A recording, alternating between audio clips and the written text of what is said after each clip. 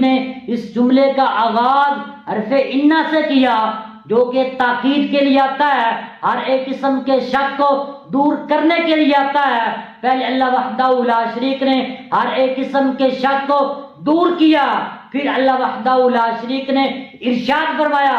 قالوا ربنا اللہ، وہ لوگ جنہوں نے کہا ہمارا رب اللہ ہے۔ دیکھیے اللہ وحدہ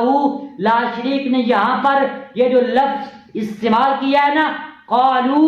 یہ صیغہ جمع مذکر غائب کا، یعنی کہ اللہ وحدہ لا شریک یہاں پر ہر ایک قسم کے فرق کو مٹا رہا ہے۔ اللہ وحدہ لا شریک ہمیں یہ سبق سکھا رہا ہے، اللہ وحدہ لا شریک ہمیں یہ بتا رہا ہے کہ میں رب صرف مولویوں کا نہیں ہوں، پیروں کا نہیں ہوں، صاحبزادوں کا نہیں ہوں، سیدوں کا نہیں ہوں، بلکہ جو کوئی بھی وہ سیاہ فام ہو، وہ سفید فام ہو، جس کسی نے بھی کہہ دیا قالو ربنا اللہ، تو اللہ کریم ارشاد فرما رہا ہے ہم اس کی مدد کے لیے آسمانوں سے فرشتوں کو بھیجتے ہیں، ویسے بندے پر نہ کچھ خوف ہوگا